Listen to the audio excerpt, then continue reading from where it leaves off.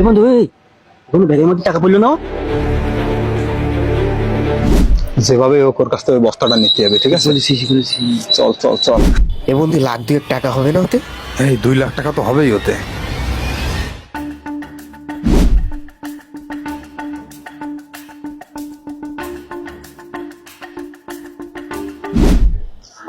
আর আগের মতো আর ময়লা পাওয়া যাচ্ছে না, রাস্তাঘাট যে পরিষ্কার, ডাস্টবিন দিয়ে থুইছে চারি সাইডে, পুরো শহর ঘুরে ময়লা পেলাম না।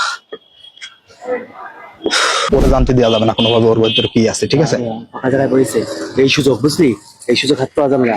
চল চল, কথা বলে এসো, দিয়েও বোঝাই কোনোভাবে বুঝতে দিবি না কিন্তু। এ ছোট ভাই, কি অবস্থা তোর? কি ভাই কিছু বলবেন? তোর এই বস্তাটা আমাকে লাগবে।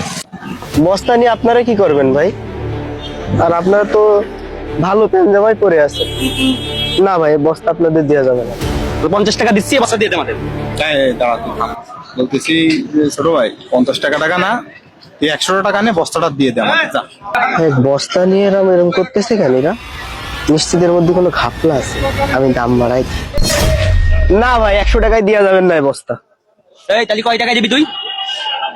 বস্তা যেহেতু আপনাদের লাগবে, আপনারা যেরকম করতেছেন, একদম 10,000 টাকা, 10,000 টাকা লাগবে, দেবেন? কি করবি বন্ধু? আরে প্রায় 2 লাখ টাকা আছে এতে, মনে হয় নিয়ে নি। নেবো? হ্যাঁ, একটু কম বেশি বল, তাতে বুঝি না পারে। না, কম দেবে না, 10,000 টাকাই আছে। আচ্ছা নে। এই ছোট ভাই, ঠিক আছে, তো 10,000 টাকা দিচ্ছি, এই বস্তা আমাদের দিয়ে দে। আচ্ছা, টাকা দেন। এই বন্ধু, টাকা বের কর, দে টাকা, গুলো দে। ভাই 10,000-এর 1 টাকা কম দেবো না। কম না, 10,000 টাকাই আছে, নে দে বস্তা দে। আচ্ছা, নিয়ে যান। এই বন্ধু, চল যা ভাই, চল যা। বন্ধু, কি মা